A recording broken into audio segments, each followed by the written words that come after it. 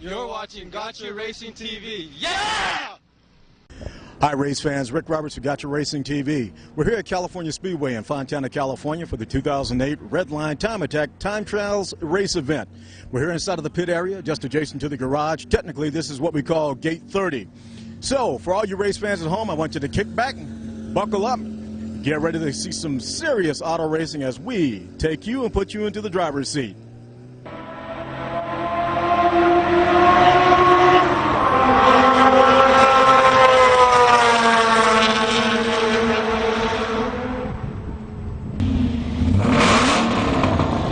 I'm Rick Roberts with Gotcha Racing, and I'm standing here with... Hey, I'm Todd Wilson. Hey, Todd, first of all, I want to say thank you for you coming over here and having the, time to talk with us and whatnot. What I need you to do is introduce our racing viewers, our racing fans to your series and whatnot. Kind of give them a little bit of background, a little bit of history on what you guys do. Sure. The Redline Time Attack was started a few years ago as a competition series based on racing against the clock. We put a number of cars out on the track at any given time, usually 4 to 7, depending on the track, and they set a fast lap. You get 3 chances to set your fast lap in 2 sessions, so a total of 6 hot laps through a day. Fastest time stands, fastest time wins. Now, just a quick question for you. Clarify one thing. Are there different categories, or how is the structure set up so that we actually keep each of the sequence or the sets, if you will, we keep them balanced in terms of the competition, so we get guys that are running within a class that's equal, if you will? How does that work? Right. There are 3 classes depending on the level of modification of the car. All the way, the most extreme cars are the unlimited class. You look at your exotics, highly modified engine swaps, and fully race-built cars. Modified class are the cars that you expect that compete in your normal track day, and then there are the street class cars, which are driven here and driven home. Based on your tire type, what kind of engine modifications you've done, and what you've done to the car. Within those classes are the 3 subsections: rear-wheel drive, front-wheel drive, and all-wheel drive. So you're competing within those sections, and also you're competing for the overall grand title. Wow. Sounds pretty cool. Give us a little bit of history and some background on the series itself. How did it originate? Where did it originate from? How did you guys get it over here to North America? Well, we started originally, it's based off of what they did in Japan, where they would go out and do circuit battles and do the same type of racing. Send out a number of cars, they set a fast lap, whoever gets the fastest lap wins.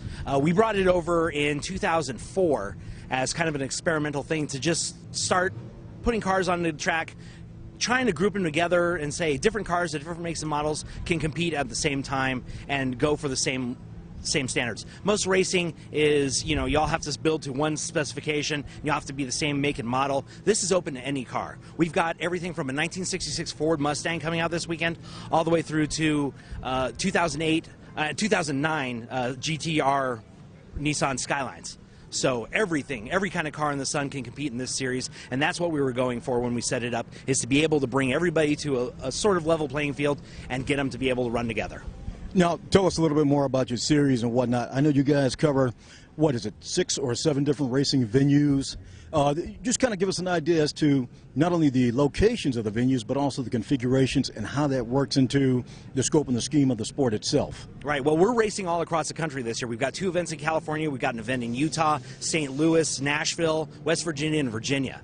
So we're covering the entire country this year. We're setting up a series so that you can compete and get points, and overall we'll have an end-of-all-season champion depending on how many points. So we got teams that come from California and go to St. Louis. We got teams from Florida that came to St. Louis that are going to head to our East Coast events in Nashville and in Virginia and West Virginia. So they're all competing to try to rack up the points and earn themselves an overall championship this year. And in terms of who this is actually open to, is this primarily with the foreign marks, or do we have domestic vehicles as well? How does that work out into the program itself? Well, any car is eligible. So you can bring a foreign car, you can bring a domestic car, you could build your own kit car. As long as it's road safe and legal, we'll let you run it. And again, that plays into where your class in terms of which class you're in.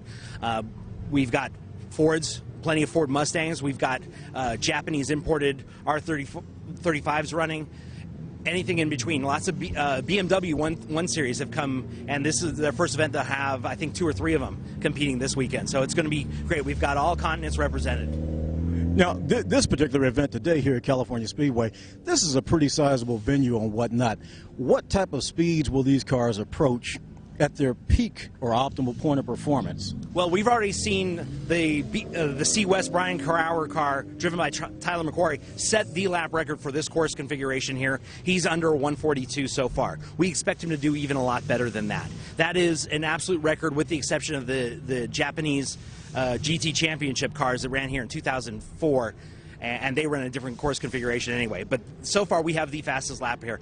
Speeds approaching probably 140 miles an hour on average. On the big oval banking, we can see speeds pushing 170, 180 miles depending on the car, depending on the transmission.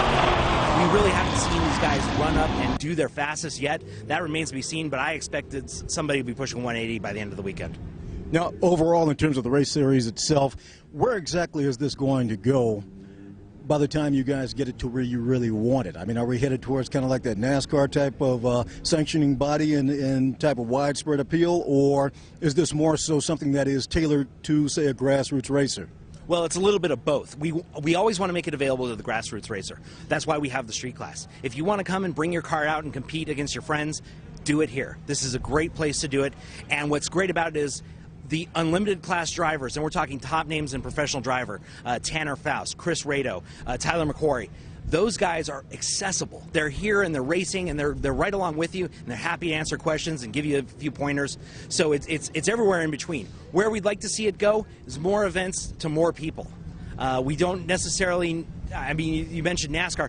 We don't see it kind of that same circuit where we're doing that many races a year. We want to focus on quality races, getting large numbers. We're expecting probably close to 1,000 people here and about 70 competitors this weekend. We'd like to see more and more of that, but we can't get so many events that it would be so huge. So we're looking at probably about 7, maybe 8 events every year. You know, just to wrap it up real quick, Todd, for the people out there that are looking and listening, how can they learn more about your organization? How can they get more involved? Do they tap into a website, or do they just make a phone call? Absolutely. Our website is redlinetimeattack.com. You get all the information, the rules, all our events upcoming, our sponsors, our partners, and all our events. All the information's there. Redlinetimeattack.com is the place. Get it all there. Outstanding. Well, Todd, once again, I appreciate you coming out here and talking with us. For Gotcha Racing, this is Rick Roberts, and once again, race fans, this is where you go. Redlinetimeattack.com.